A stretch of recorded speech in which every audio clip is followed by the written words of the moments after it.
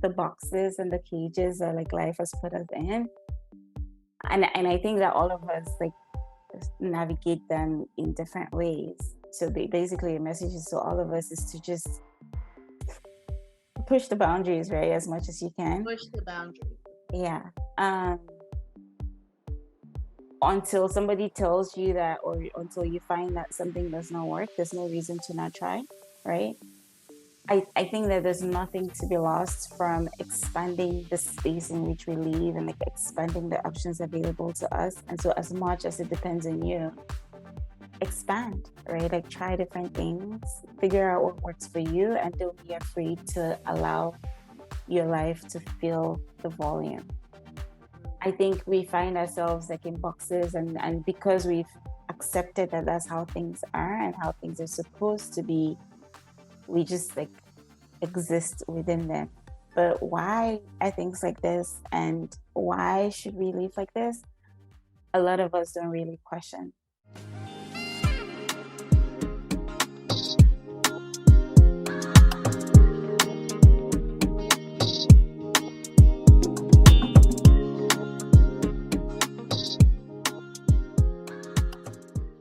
Welcome to Break the Code. My guest today is Mbu Waindim, Dr. Mbu Waindim. Mbu is just a phenomenal human. I love her, and she's just been this person who brings clarity, joy, relaxation to my life.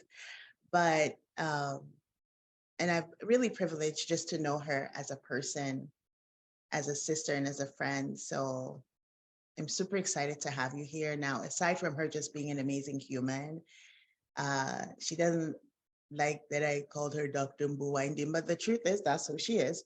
One of the first aerospace Ph.D. scientists from Cameroon. Snap, snap, snaps. And you're going to tell us how old you were when you did that. Your drive and dedication is fuel for so many. And it's truly an honor to have seen you on this journey and to be a part of your life. Not only that, she's a mom, and she likes to call herself a recovering scientist. Is that it? A recovering engineer, yeah. A recovering engineer. So we're going to talk about that. Right now, she's in the consulting world. She does consulting on various projects across the globe. And is just making the world a better place by sprinkling her magic. And today on Break the Code, we're going to talk about the journey to where you are and some of the things that are happening in your life. So welcome to the show. It's so good to have you here. Thank you. Thank you. It's absolutely my pleasure. Always. Look at your pearly whites. You look beautiful. Thank you. We have to renegotiate how much I pay you to say all these nice things about me. You're doing a fabulous job. Oh. So it is a holiday, Juneteenth. And instead of spending time with your family, you're spending time with me here. But I guess in some way, that's kind of what Juneteenth is about, really shaping and reshaping the Black narrative, you know. And so I'm glad we're doing this. And once again, thank you for being here. Nice. Telling our stories, you know, making sure that they're accurate for, the world. You know, just speaking of that, I'm going on a tangent here. Break the Code is really about telling African diaspora and Black stories, and the things we're learning and how we're shifting narratives and reprogramming ourselves and deprogramming ourselves. But when it comes to African stories, I must say that personally, even growing up for a good part of my life, so I grew up in Cameroon from the age of 8 to 15. When I think of the narrative I was sold as an African living in Africa, and then coming back to the United States, my perspectives of Africa were very warped, honestly. The education didn't teach me what I feel like now I'm learning as an adult, you know. Yeah. Our yeah, our history was European in school. It was European history or world affairs or something.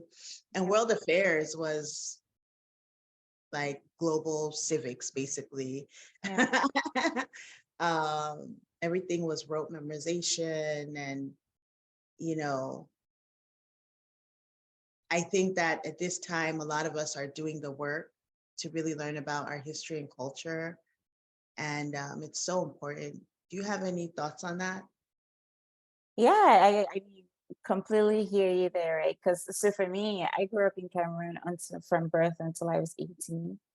And so all of my elementary, middle, and the equivalent of high school education was in Cameroon.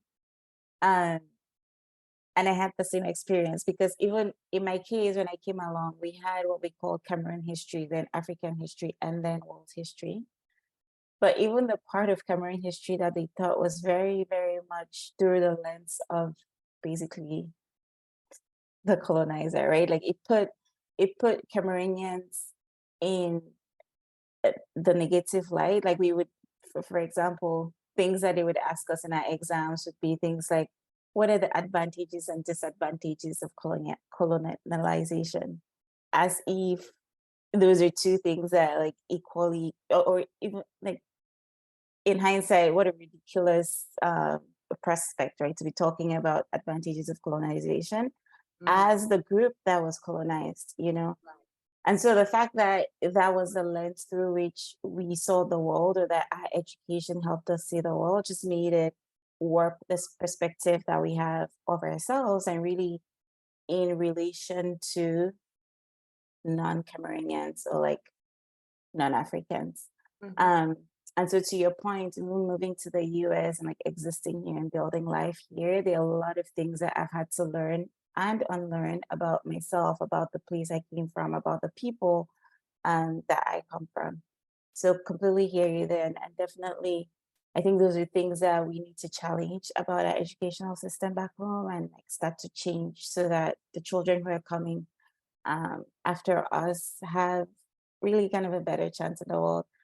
And I think that technology and the fact that the world is becoming more and more globalized is certainly helping with that. But like everything else, the more intentionality, the better. Well, wow, wow. You know, now hearing it from the perspective of someone who went through what, 12, 16, how many years of education in Sounds like Cameroon? 15, yeah, 3 to 18, yeah. Okay, 15 years of education, that it's a little heart-wrenching when you think of, you know, when people talk about the machine like that. Mm-hmm. Mm-hmm. We're really being intentionally programmed, you know, to shape the narrative that we have. And I'm in a number of WhatsApp groups with quote African diaspora intellectuals, Mm-hmm. right? Some of them are just like cultural groups or whatever. And a lot of times the conversation really makes me uncomfortable Yeah. when you hear some of the older generation really talking down on about our people and in such a negative light without reference to the atrocities or the systems that were put in place to have us where we are. Um, I think it's something that really needs to be examined. Anyway, that's why we're here. Break the code. We went off on. Absolutely what I was thinking as we were talking, right? Like the default is to fall prey to what the system is training. And unless we're intentionally questioning and like finding answers for ourselves about why things are the way they are, or why things are just accepted to be what they are, um, I think the system is going to continue working in exactly the way that it's been programmed to. So I'm glad that we're having this conversation, and like kudos to you for starting the conversation on all the different topics about the things that impact us. Thank you. Thank you. Thank you. All right, so let's get back to it. Let's talk about how your formation, the programming, and then your journey. You've had such a beautiful journey, whether it's in your education and moving on to motherhood, and you're a passionate advocate for STEM and education, and also how would I say this? A very prolific speaker about women's issues.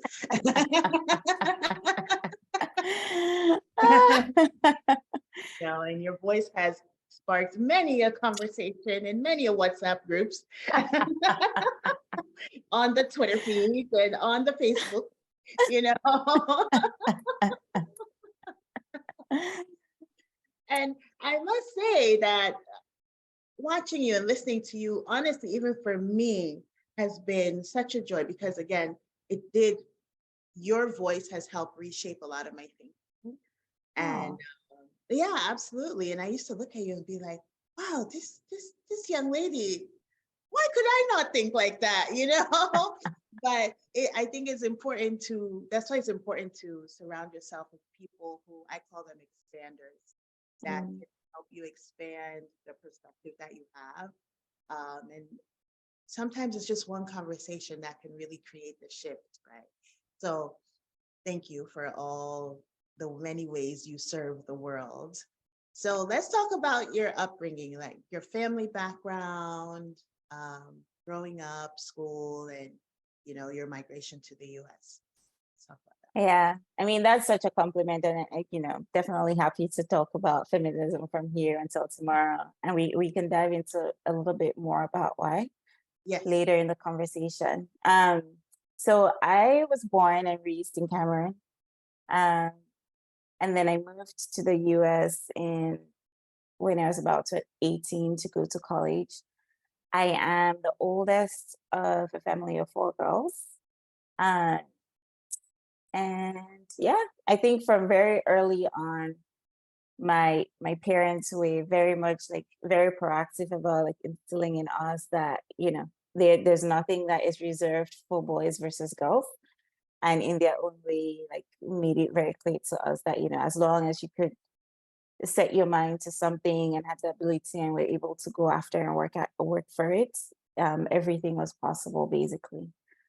So I think that definitely like opened my mind and like opened the mind of my sisters into just not limiting ourselves to certain career paths, or like feeling that we couldn't perform well in certain subjects, e.g. math, because we were female. Which, as I've grown up, I've realized that is is the information that a lot of girls and like younger women receive growing up. The messaging that they're getting is there's certain things that are reserved for boys and certain other things which are reserved for girls. And like even in cases where the girls are doing well in those areas, you'd hear like backhanded compliments, right? Like something like, "Oh my gosh, she's doing so well, like for a girl." Um, or even the fact that when I got my PhD, I got a lot of people reaching out, a lot of men, younger men, or even older men who are aspiring academics and who would like send me compliments and be like, "Oh my gosh, that's so awesome. You're such a good example for women everywhere." And I'm like, "Why not for you?" You know? Uh, but like there's this messaging that like shapes that there are things which are reserved for women and things which are reserved for men. And for the things which are reserved for men, if a woman like ever manages to be a little bit successful, then oh my gosh, she's a great example for other women. Whereas, like if you think about the scope of things, like different people have different abilities in different areas, and in a lot of ways, they're not necessarily connected to gender, right? So I think that messaging from our parents very early on definitely just opened the pathways for us and like allowed us to think big and dream big and not put limitations on ourselves that really did not exist. And I'm very grateful for that. I think another thing, as you know, that had a big influence in like shaping who I became is where I went to secondary school and high school.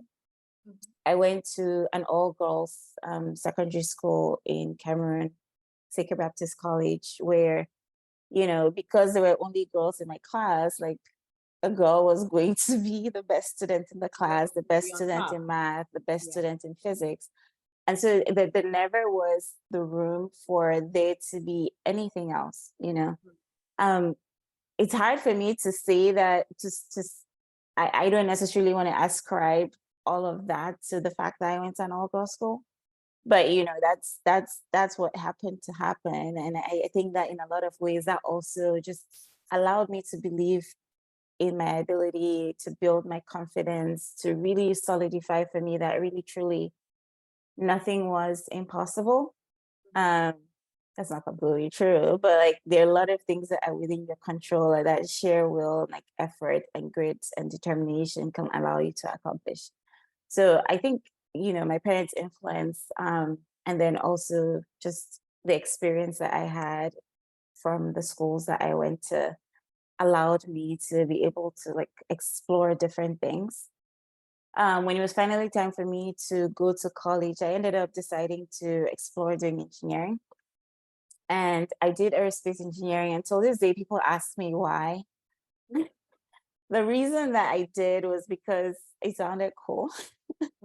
So it was a combination of I just am till this day like truly amazed by the fact that we're able to make something that is completely made of metal, like super heavy material, fly in the air. And so getting the opportunity to be able to study and like understand how that works and like be able to be part of designing that was really a dream come true for me. So that was how I found myself doing aerospace engineering. I got a degree in aero, and then I went on to do my PhD, which also was in general a good experience. And then after that, I went to work in industry, for some of the private players, defense contractors, um, and then ended up doing consulting. So that's my path up to this point, like from my family of origin, academics, and career wise. Amazing, amazing. Do you particularly remember anything maybe your mom or dad said? Ironically, your mom was one of my teachers. Yeah, Yes, small world. so small world. Shout out to amazing educators who help shape our lives, right? Do you remember anything like that your parents would say that would remind you that you can do anything that the boys can do? Or was there ever a time that you recognized that the boys could are or what am I trying to ask? Was there ever a time that you thought that this is reserved for boys, or your whole existence in life was always, I can do anything I put my mind to? I think I don't that like the boys were not part of my universe, so it didn't really Right, because ever. you come from four Four sisters. sisters, right? So Yeah. there never was. My sisters and I talk about this a lot, and I think that we're just discovering in our teenagehood and an adulthood as we're interacting with other people that that is messaging that other people are receiving. Mm. And so it really wasn't part of what we were getting, right? And sometimes you don't remember things clearly, so maybe there's some of it that I'm like massaging and like choosing not to remember, but I don't really remember ever thinking that that was part of, like there were certain things that were reserved for the boys. I would say that I started doing well academically very early on in life. And I think that that really cemented my confidence already, right? So, like, even in elementary school where there were boys in my class, but I was doing better than them already. Shout out to my mother for like her early education, early childhood intervention before it became cool. The fact that I was succeeding academically early, I think solidified my confidence already enough that I just wasn't thinking about the fact that, oh my gosh, the boys in my class are supposed to be doing better than I am. You were So always on top. I've So been on top, it, sis. yeah, you're just like, how am I supposed to maintain being on top? Yeah. Which is a good thing. So I think that that was part of it. But to your earlier question about things that my parents said, my father had in hindsight, a horrible way of saying it, but he would say things like, you guys are my boys, in order to say, in a way to say that, whatever the boys are doing, you can do. Like, so there's no reason that you should not be able to do all the things that the boys are doing, right? In Mhm. hindsight, we didn't need to be boys to be able to be whatever, right? So, but but that is what he would say from time to time.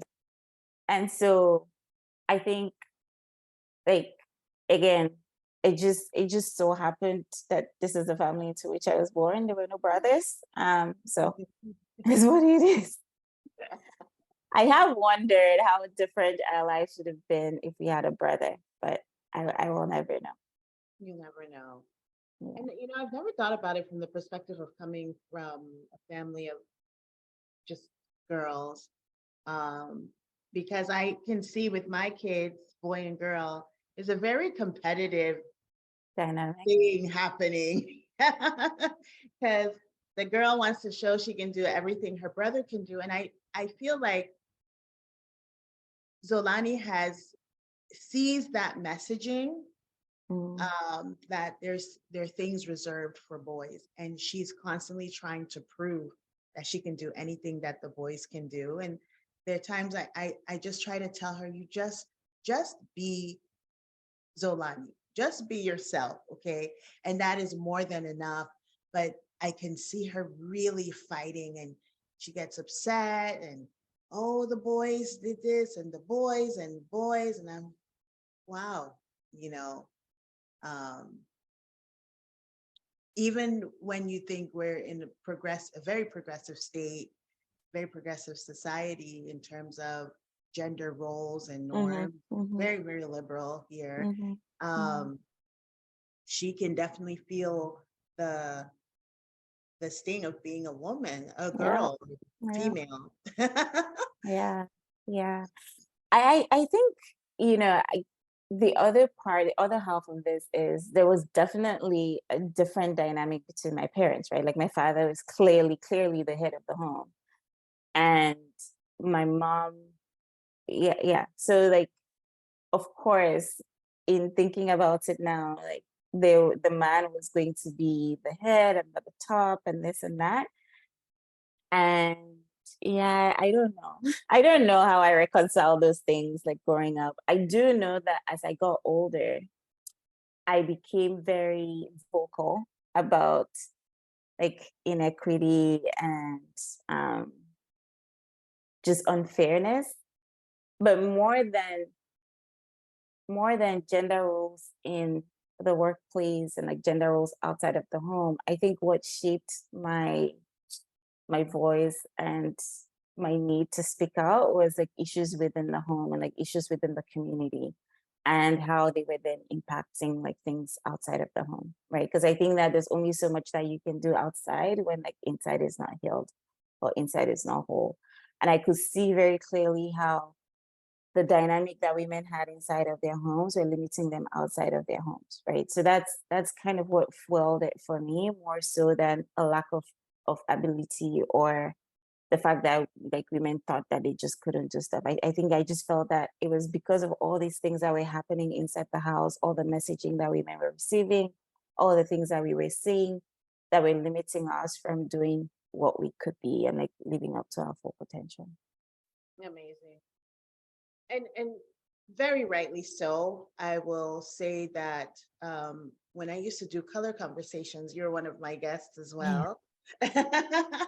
I think that is yet to be released, and that's a whole other story. But you brought a whole different dynamic and even thought process to me as a host when you were my guest, in Mhm. terms of when we were talking about I don't know why scales of color came to mind, but when we're talking about colorism and our perspectives as women in the workplace, I'll give you an example. One of my guests said, as a woman in Cameroon, like the face of banking was typically women who were lighter in complexion, Yeah. right? Like you walk into a bank, you can be fully qualified, but if you were not the right skin tone, you probably wouldn't get the job. Um,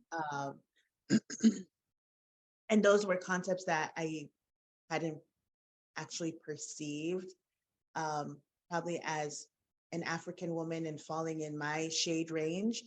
I didn't realize that I experienced some form of pretty privilege, which I never thought, right? But doing these conversations has helped me learn and helped me to stand up and advocate for these discussions so that everybody can have a place at the table. So there's equality, but again, a testament to, excuse me, your voice saying that we need to show up unabashedly as who we are. And then the things, the programming, not just programming, how it is affected how we show up in the workplace, but in our homes, and how what happens in our homes affects how we show up outside. It's a really, it's true. And it happens every day that the messaging at home or the preconceived roles that we step into really affect our lives, our productivity, and stuff like that. So maybe you can give me an example without releasing any names of something that really just got you triggered and got your happy fingers going to write a post. Give me an example. My goodness, there's so many of them, right? I Like know. I don't even know where to start. But like, I'll give you an example. I'll give you like a more, what's the word I'm looking for? Not as severe, and then like one that really got me boiling. Okay. But I went to my friend's graduation party in Toledo when I was in Columbus. And while I was there, like someone, like a gentleman, just like pointed at me and like sent somebody else to give me his plate to serve him his food. Yes, yes, yes.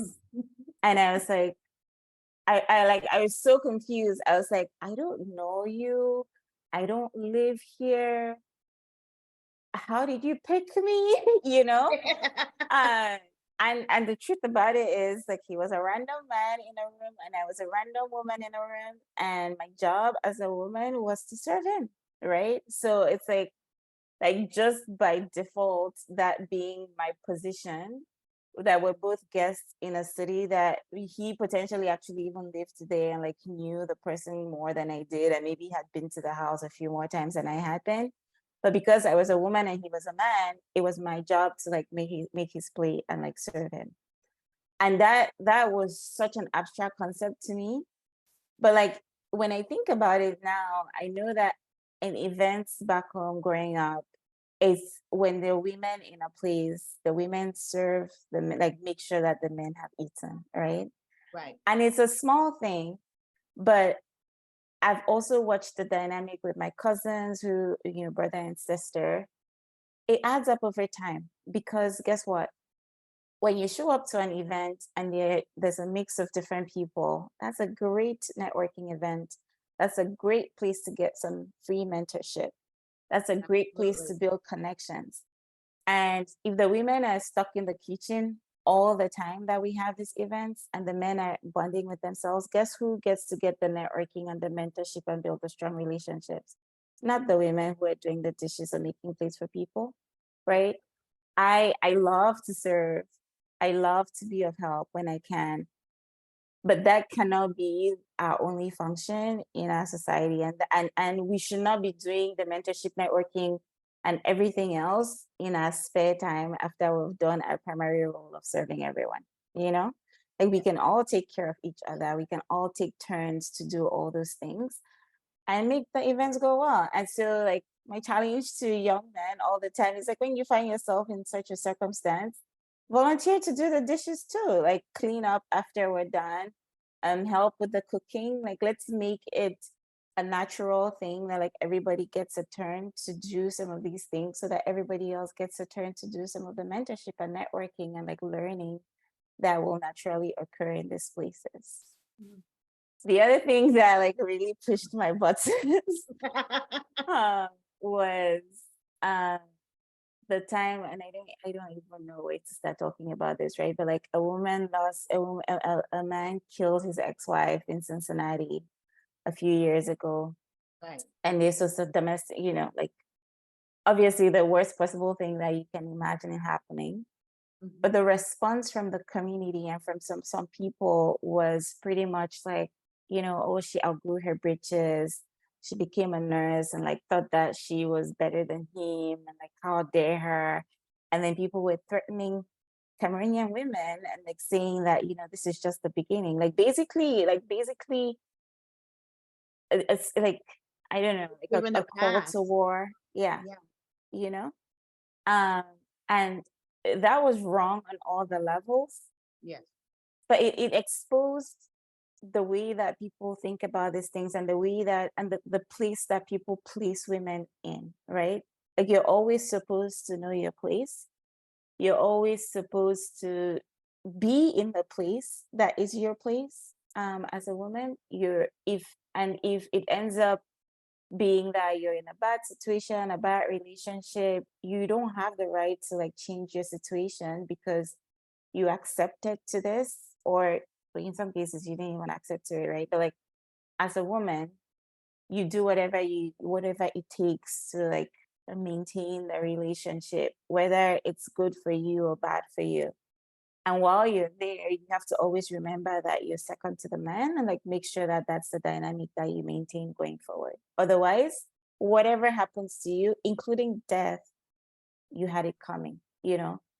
And when you think about that, it really is depressing for Yeah. us and also for the children that we're raising in this community that see those dynamics and that are receiving this messaging. It's bad on all the levels. It's bad because in their relationships they won't know to leave when they shouldn't be there, like in situations when they shouldn't be there. It's bad because like girls will start to make themselves small, right? Like you have very enterprising young women who are growing up and then they end up in a relationship with someone, and because they're always supposed to be second to him, Yeah. regardless of how much further they can grow, they have to either stagnate or like start to shrink themselves so that they maintain their place in that relationship dynamic. And so those are things that I think we need to like constantly call out and like constantly point out and call out as wrong so that there's no mistakes about how we feel about these things, right? And like the messaging that our children are receiving, while they're hearing all these other things from outside, they know from us that that's not how things should be. Um, yeah. Wow. Wow. I don't 100%. I mean, you've touched on so many things. What you think is a little example from asking a random person you don't know, you have no relationship with, and they're like, serve me. I am Yeah. man, you know? Like And this is my godly entitlement, yes, like woman. woman. Yes. Um, and this is not putting service, like you rightly said, um, demeaning service, serving people, serving our community, but understanding that we can all serve each other, Mhm. right? It's not based on gender or the ongoing debate is always the cooking, the cleaning, taking care Mhm. of children, and all of that. And women do make a lot of sacrifices to be able to shape and maintain a family, and that does come at the cost of their mental health, physical health, emotional health, spiritual growth, the number of people who are tired, exhausted, and also I'm so glad you threw that in, limiting opportunities, Yeah. because I don't know, but now I try to approach the world with intention, meaning if I'm going into a space, why am I there? Mhm. Who can I meet? Like, Mhm. I learned this from attending conferences. Obviously, like in the scientific world, you can sometimes get a list of everyone who's attending. In one of my first conferences, I took the book and specifically looked for people and then was intentional about finding them Yeah. and getting together and having a conversation. Um, I think not only what you said, but just reminding ourselves that going into spaces with intention is so important, and that we can be so easily derailed by little things like that, you know, very important. Thank you so much for sharing that. The idea of that killing in Cincinnati, you talking about it in this perspective really, it was such a trigger for me. Um, as close as yesterday, talking about relationship dynamics. I remember meeting with a gentleman, and he's someone who has an interest in me. And he said, you know, I have a great degree of self-control, right? So he wanted me to applaud him for his great degree of self-control. He said, what do you think? And I'm like, okay, this conversation is very absurd, because I don't know if you want me to clap for your great degree of self-control, or you're trying to show that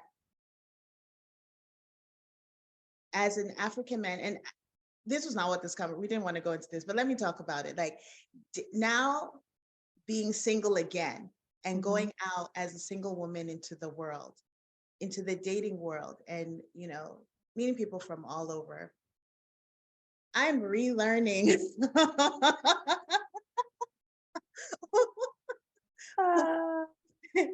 Like, how did I do this before? This is crazy, right?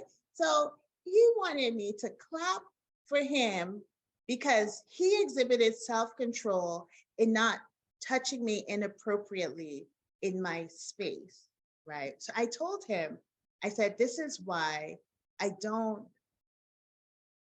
have like a lot of male friendships, because especially with Africans, I'm so sorry to put it in that light, but this is my experience, right?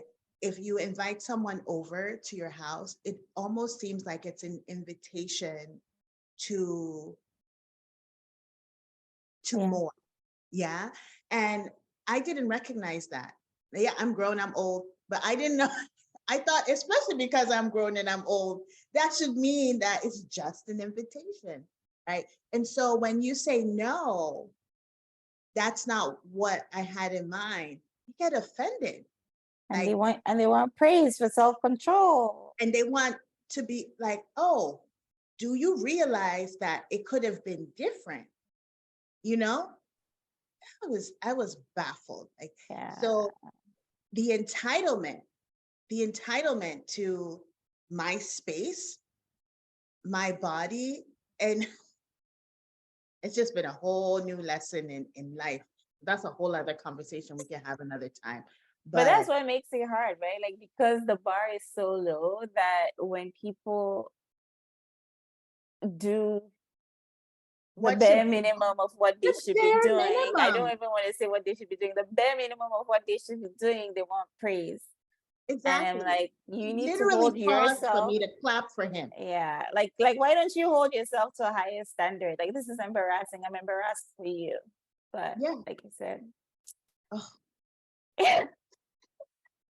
yeah, it's there are a lot of dimensions to the things. yes. And yeah, we need to just like collectively always say this is not okay and keep It's not telling okay. the people. Yeah. It's not okay. And thank you for doing that. Wow. Well, this went there. So you're married. I You am. have a lovely spouse and two children, one who is still fresh and juicy out the womb. How old is he now? He's 3 months old. He's 3 months old. Congratulations. I met that Yeah. little angel and he's just amazing. Just like Yeah. so when you were getting married, I mean, watching you in relationship and understanding you as from the perspective of a sister has been very joyful for me. You I know, am glad to hear. yes, yeah, I always wondered the the type of partner that would complement you and uh, be able to really get this very dynamic woman that you are. So tell me how you met your spouse, what dating was like, and what really just overall, what has that been? Because our relationships, as we've said, really impact how we show up in the world, Hmm. right? Hmm. So tell me how you met and how it's been going so far. So I met Bernard at Amabel's graduation. Amabel was my friend, the rest of soul. Um, and roommate when I went to graduate school. And she and Ben were friends from high school back in Cameroon. So when she was graduating law school, he came to Columbus for her graduation, and that's how we met. Um, it was very, very exciting in the beginning. Uh, you were here, right? Yes, Yeah. yeah. I was Okay. there at Amabel's graduation as well. Yeah. Yeah. Yeah. Yeah. Yeah. Of course. So it was very exciting in the beginning as this thing would go. He lived in Dallas at the time, come to Ohio all the time to see me. Did all the things that people who are dating do, went out in the city and went on dates and spent a lot of time together, spent a lot of time on Zoom. Or what was it at the time? Maybe Skype? Right? Uh, Yeah. or WhatsApp video? I don't remember. Video calls. Yeah. I'd go to work extremely late all the time because I was on the phone with the boy. Oh God. Uh, I'd show, yeah. And then like when he'd come to visit me, we'll just like hang out at the Dayton airport forever, like until the last minute he'll run through security. So those were very, very fun times.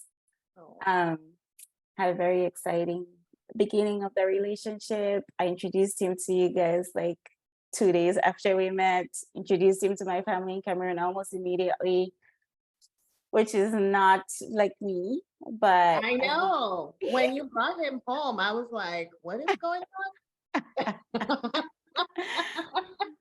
um, but yeah, I think I could tell from very early on that, he was a good person and like somebody that would be a great partner. And he has been a great partner over the years, as you know. Mm. Um, in general, my approach to dating as I was coming up was very much like, I know that I want to be a working woman. I know that I want to be a present parent, and both of those take up a lot of time. And so I won't have much additional time for nonsense. Yeah. Or to put it another way, um, I wanted someone that could be a partner in every sense of the word, right? Like somebody who pulled his weight at home, that allowed and like freed up space for me to be all the things that I could be, like a great sister to my siblings, a good friend, like good daughter. Basically, I didn't want to find myself in a position where like being a parent took up all my space and all my mental energy. And to me, the only way to do that was to find somebody who took as much ownership of our home and our kids and all of that. And so that was always like constantly at the back of my mind when I was dating. I remember before I met Ben, I was dating this one guy, and there were times when he would pick me up from Ohio State, right? So he knew I was doing a PhD in aerospace engineering, and then like like he would say all these things that just made me wonder, like, I'm sorry, are you lost? Like, do you know who I am? Like he'd pick me up and he'd be like, oh, I don't want my wife to work. I want her to be home all the time. Um, and I'll like open a store for her to sell it if she wanted to do that, Yeah. So like I encountered all of this in dating, and I knew exactly what I did not want, because like I just said, there was just no space for that kind of thing in my life.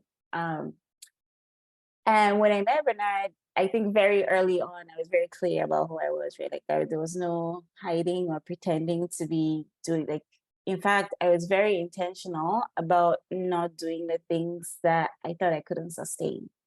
So I think the default early in a relationship is to want to take care of your person because you love them and like you care a lot about them. And so that's the default. And very early on, I would almost fight some of those tendencies and just be very clear about what I could sustain and like how things will be going forward. And that's not to say that didn't do, I didn't clean his place, I didn't cook for him or anything, but I did those things and I expected them back. And I was very vocal about it, right? And at times when it seemed like I was the one only doing them, I was very, very like upfront and not in an attacking way, but just like call out the discrepancy early. Mhm. And I think that because we did that early in our relationship, it just kind of set the pace for how things would go going forward, which I'm so thankful that we did because when it's just two of you, it's not, I mean, it feels heavy, but not nearly as heavy as it would be when you have a child or children, right? Yeah, And I think it's hard growing to in your career. Yeah. exactly that too. Yeah. And it's hard to change the pace in the middle of the relationship because you've established how things are going to be. And it can be very hard to kind of unlearn and unravel and like try to reestablish when you've been going for years in a particular way. So um I think early on I just was like, you know what, I want a real partner, like want a true partner. And I did everything I could. And we did everything that we could to establish what that would look like going forward. Um and what that means for us now is that I think with our children and in our home, we both take ownership of all the things, right? Like of making the money, of doing the work at home, of cleaning, of cooking, of looking after the kids. And not just in a, I'm the manager and I tell you what to do, but like, you know that these are the things that need to be done and you do them, right? And like we plan together and execute together. So I think that has helped a lot. Um, I don't know if that's what you were asking, but yeah. Yeah, no, that again, I think your life and the things you do have been very intentional, approaching your dating relationship with intention, but it also takes knowing who you are, right? And I think that's something you came to very early on, that these are the things that are very, very important to me. And I want this to persist. Like, I don't want to lose myself. That's something a lot of women say. I felt lost. I did at some point in Mm, my relationship, like trying to, when you become a wife, it's something new. It's a major transition. And then becoming a mom and a dad, that's a whole other transition. And then a mom and dad of two, mhm, it's a whole other, it's another transition. I think constantly reassessing who you are, and also for your partner, reassessing who he is, what's important right now, because I believe we change over time. absolutely. Yes, we're all very dynamic and we're all changing. Um, but reassessing and saying, okay, in this season, this is important, right? Whether it's being home with the child or being at work while the child is in at home, what is important and how do we then navigate this new season together Mhm, mhm. is No, is very important. Yeah. I like that a lot, right? I like that a lot because as you know, I just had a baby. Hmm. And leading up to having the baby and in the months following, it's been the season of like taking my step off the pedal, taking my foot off the pedal and just like going at a more natural pace. And I think it's important to be able to notice those things and to be able to acknowledge them and create space for them as much as is within your control, right?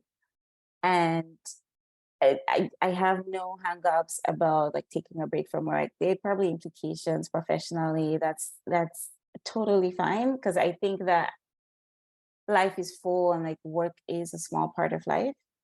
Um, it is an important part, but it's a small part of life. It's not your full life.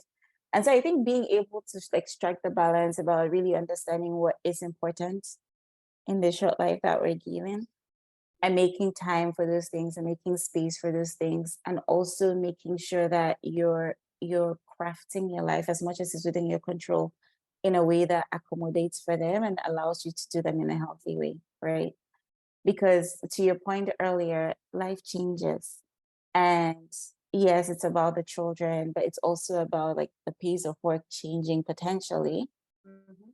And if you haven't, at a time when things are slower, set yourself up or set your relationship or set your family up for a way that will be able to accommodate those times, it can be very difficult awakening. The transitions can be tough. And it's not that like everything is going to be smooth or the transitions are all going to be smooth, but I think there's a higher chance of recovering from them if the general pace at which you were going is more reasonable and more rational, right? And again, if the seasons are challenging and they're just seasons, that's okay. But if you're like just existing in a constant place, which a lot of women end up doing, where, yes, my career is important to me, but the home and the children are all my business, then you find yourself in a place where you are responsible for making sure that the home is going well, the relationship is going well, the children are doing well, and your job is basically like on the side of your desk and you manage to make it work if you can, and if not, well, tough luck, right? And that's driving a lot of women to have all kinds of issues like high blood pressure and anxiety, all kinds of mental things that we're dealing with, on top of just like the regular daily stresses of life, which by themselves are already challenging. And so, like for people who are still in a position where they can set themselves up, my challenge is always to be very thoughtful about like what's important to you, and try as much as is within your control to craft your life such that you're allowing space and time for those things and for yourself. Because the alternative is just, it's not great.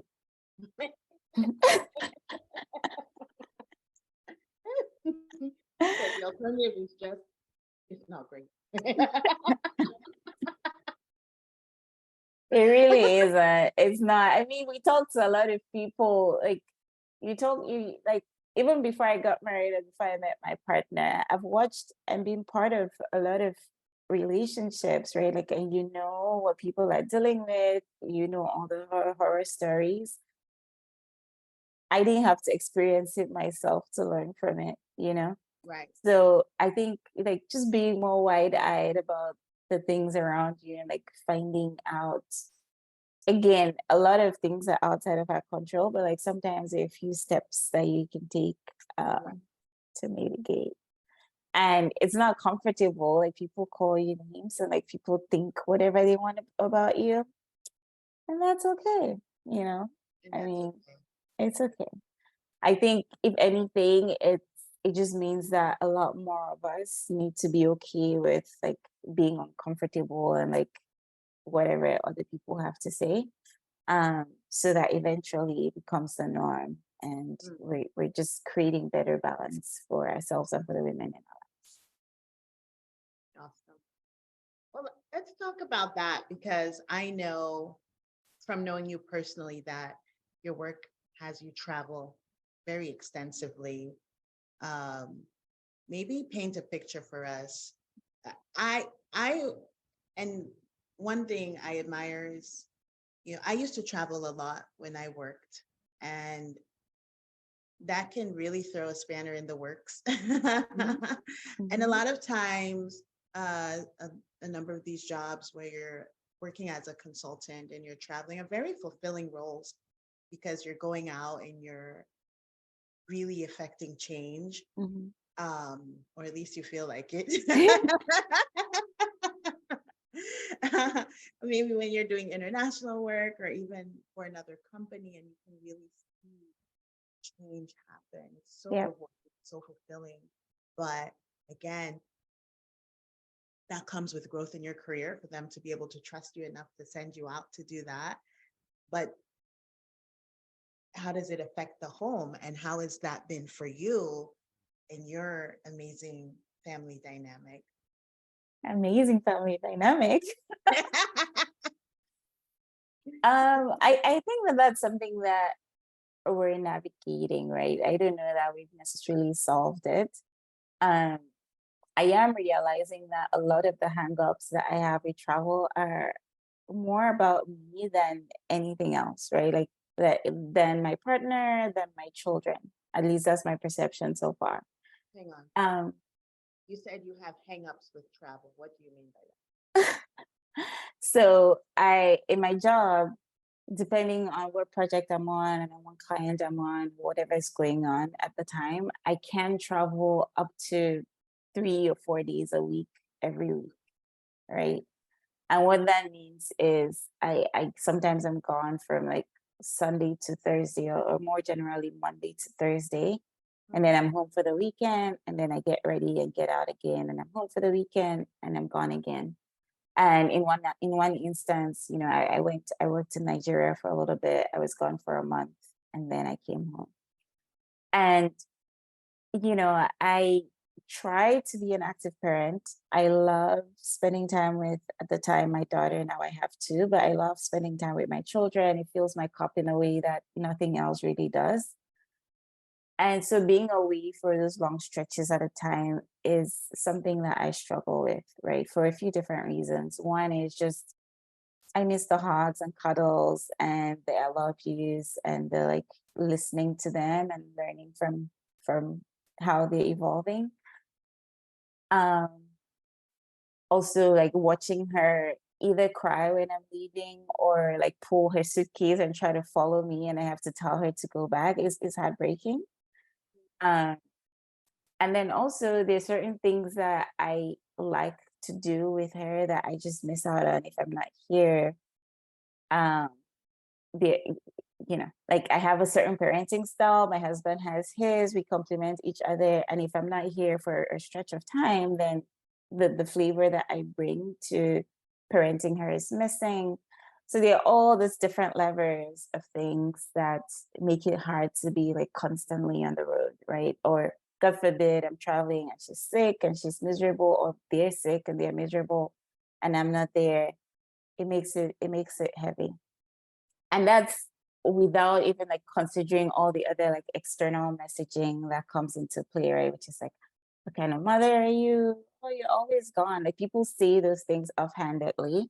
They don't go ahead to say what kind of mother are you, but like I'm always hearing about how much I'm gone, right? From people whose life it does like me gone doesn't really impact in any way, you know. that? Um, but it's a separate thing.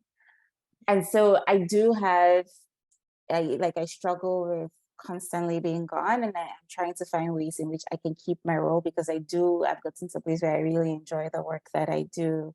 I love to see the impact. I enjoy working with the people I'm currently working with. I love seeing the growth I've been able to achieve over the last couple of years.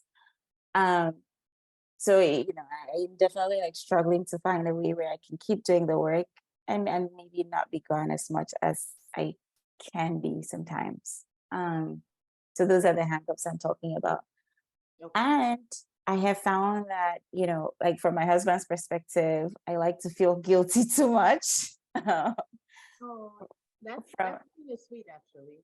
It is, right? And again, like it gives me space to do the thing that I want to do if I could just like get out of my own head, you know. Mhm. Um, And that's the from my programming we're talking about. Exactly, exactly. I think that they're true things about what you feel and like what you need, but then there's also just the like exacerbated feeling that is influenced by the fact that you think that is how things are supposed to be, you know.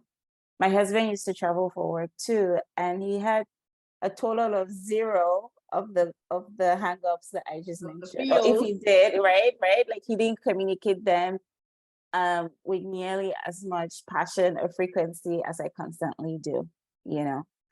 So there's definitely that like gender dynamic that always comes into play, which is okay, one, if I'm gone, it feels like a bigger deal to me than it does to him if he's gone, which makes it harder for me to like do all the things that I would do to progress as quickly as I possibly can, which I'm okay with, right? So it's a different calculation for me as a woman than it would be for him as a man. Mm. And then there's also just the like expectation of gratitude or like I don't like I cannot tell you how many times in a week somebody tells me how amazing it is that I have a partner that holds it down, right? Which is true, but I wouldn't be hearing the same things if he was traveling for work. Like it would just be the case that, oh, these two people are married and like one person travels for work. And of course the other person holds it down when they're gone because that's what two partners do. Like you support each other and like make things happen, which I've been lucky to find. And like we have a pretty good cadence except for when it falls apart. Um, but there's always a constant expectation that like, oh my gosh, like your husband is so fantastic and great, which is okay, except that I think that because that's the messaging that he receives, um any additional growth that we could be pushing or like getting to the next level is hard to achieve, because why would Oh, you, fantastic. yeah, Already. like I'm doing amazing. Like what else can I possibly be doing? Like I'm already like the cream of the crop. Which brings me to the point that I think in relationship dynamics, like a man and a woman can be doing the same for each other. And in some cases the woman is doing even more. But because it's the expectation for the woman to do that, like everybody would just be like, okay, I mean, that's what you're supposed to do. In fact, you could be doing more. And for the guy, because you're a good partner to your wife, like everybody will be like, oh my gosh, you're so amazing. And so there's no room for improvement, which like brings tension in our relationships. And so I think that we need to start having more conversations with our children, our young people, and even older people about how these different expectations that we've set for both genders are bringing tension in our relationships. And it's not just husband and wife, or like it's also with brother and sister, with coworkers, because with friends, because the dynamic is so different and we expect so little from the men in our lives that like every little thing that they do is celebrated, and we expect a lot from the women because somebody has to do the work, right? Like if the men are not pulling their weight, like we expect so much from our friendships with the women in our lives, our mothers, our sisters, that we're constantly finding them at fault and we're constantly feeling like they fall short. I think that's just because we expect too much, and we expect too much because we're not holding the other people that exist in our lives accountable. I'm gonna stop preaching. Preach, preacher.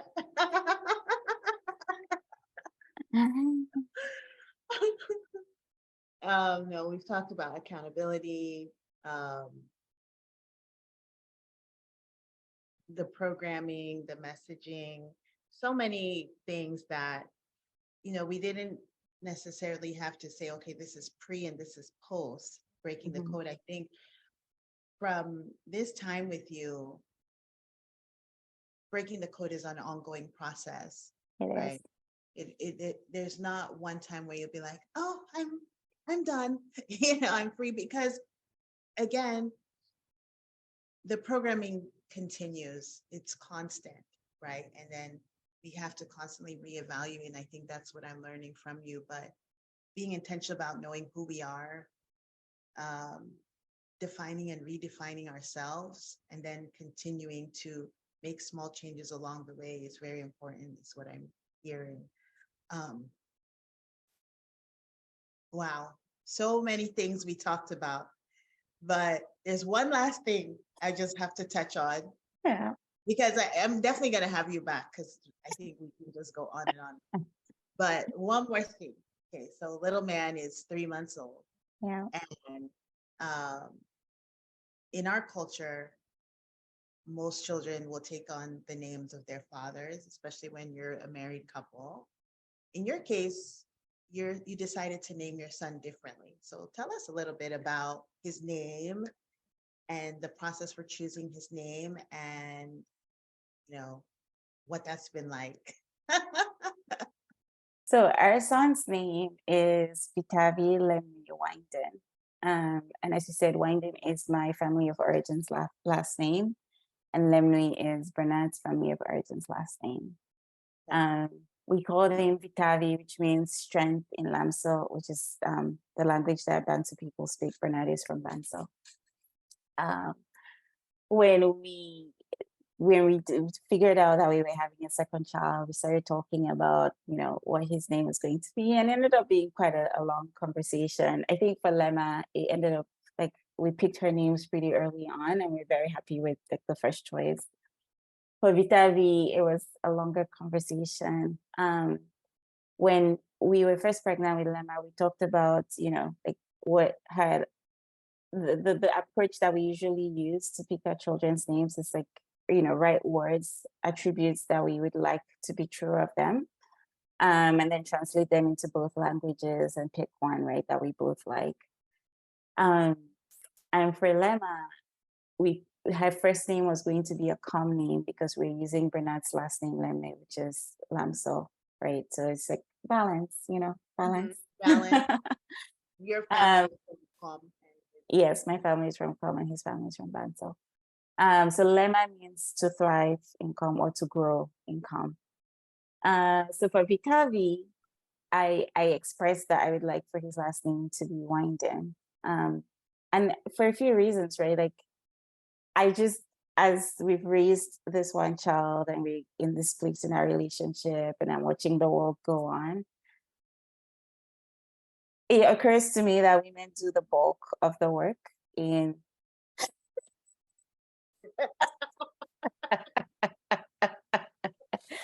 in being pregnant for 9 months, in birthing the children, in taking care of them while they're here.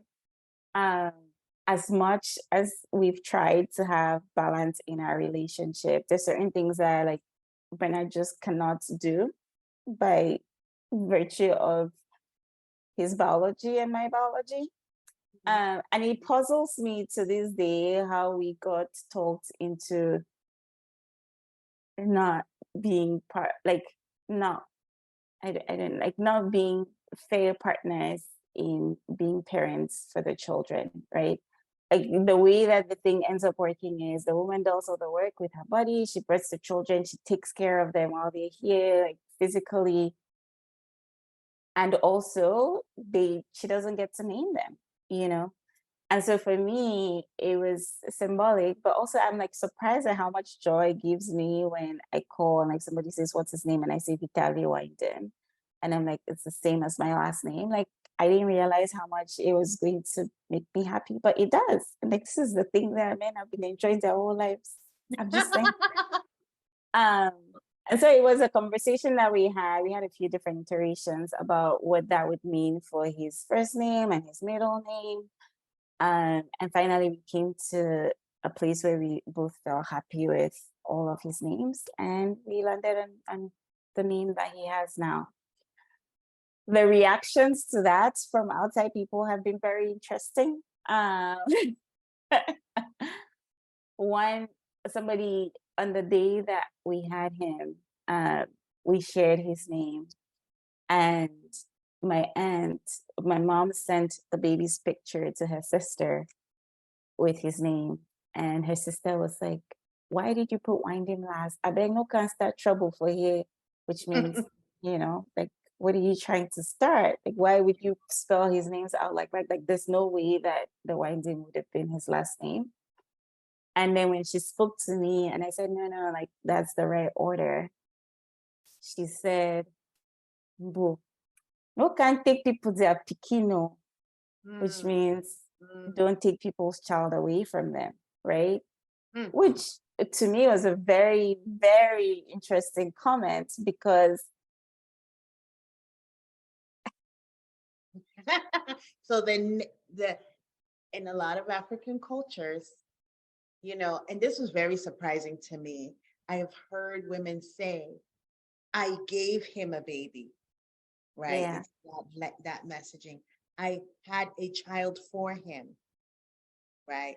Yep. Because children are property of the fathers, Mm, yeah. not, yes, not the, but that is the cultural norm. Like, if you, the woman, you want to leave, you can leave, but you have to leave the children because they're not yours, you know. Yeah. And it's very interesting, right? Because like if anybody does work for the children to be here, it's not the fathers. Yeah. No, like think about pregnancy and all the things that it entails and the fact that you're literally putting your life on the line. Like this week, my cousin died in childbirth, you know, to have a baby. I'm so sorry. Thank you.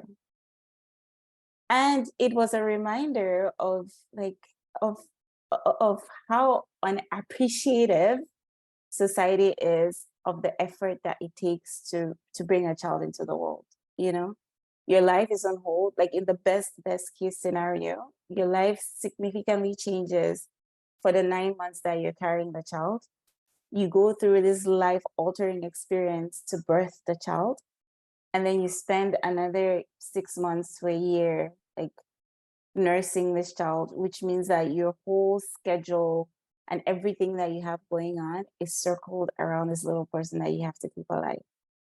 And yet the child is not yours, you know? And then for the rest of their lives, like who is the default parent? It's the mom. And even in the situations where you're saying, okay, if the relationship breaks apart and blah, blah, blah, in a lot of cases, the mom becomes the primary parent. Like it almost doesn't matter what circumstances the children are born of or how life turns out. They become your responsibility. Like a woman's life significantly changes when she has a child.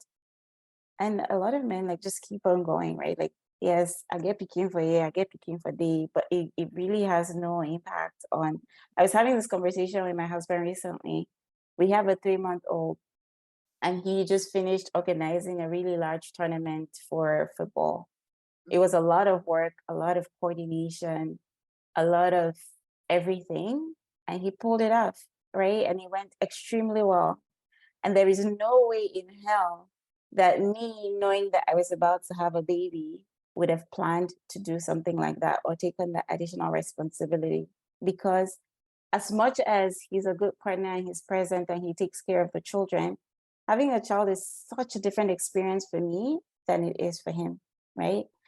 And I just did not see why we had accepted this whole thing of like the children just come through you and they become their father's property. Like I'm an equal parent and I wanted to feel that way. And I think that the naming thing was just one way for me to feel a little bit more included in the whole process. Amazing. Thank you for sharing that. Yeah. I know when I heard the name, I was so excited. I was. That was not the reaction everybody else had. My sisters were like, "Ha, Mbu, they want, I know they did." I was So yeah, so excited, and without even having the conversation, I knew that it took a lot of thinking and the intention, and you and Bernard walking on that conversation, journey to get to that. negotiation. Yeah. Yes, yes, yes. So, thank you for sharing that. I think everything about you just speaks to living with intention, knowing yourself, knowing what's important to you, um, and moving from that space. So, wow, I think that's a great way to end this interview. If you have any parting thoughts for our guests about breaking the code, programming and reprogramming your life, what would you say to someone who is navigating their life's journey? I think I think I have two separate messages, right? Like one would be to each of us who is navigating and struggling with um, the boxes and the cages that like life has put us in. And I think that all of us like navigate them in different ways. So basically, a message is to all of us is to just push the boundaries, right, as much as you can. Push the boundaries. Yeah.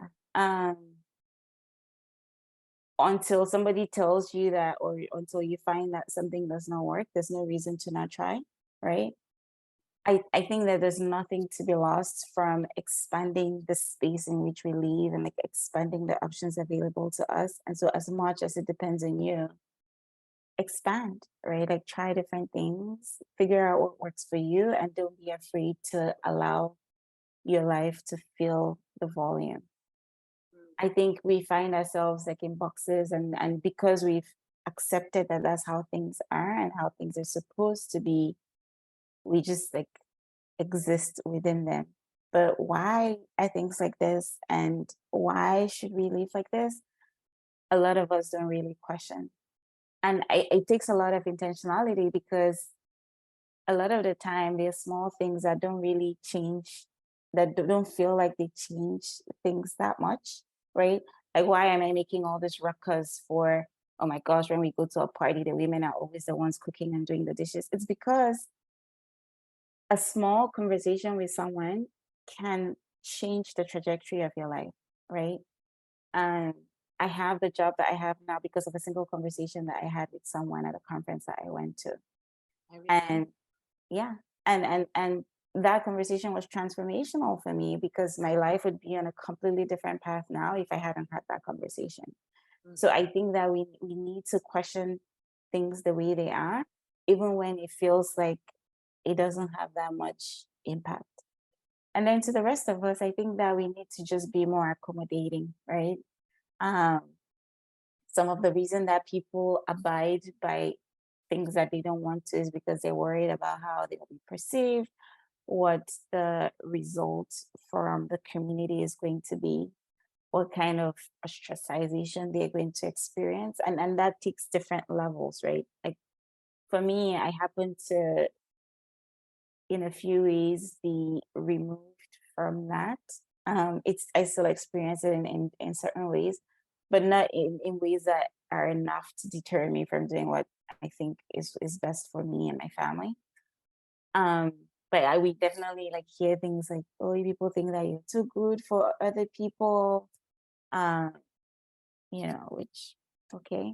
But I think that for certain other people, it can be to the extent of your family deciding not to like associate with you and like severing the relationship because you dared to do something that they didn't think was right or in alignment with how things are supposed to be.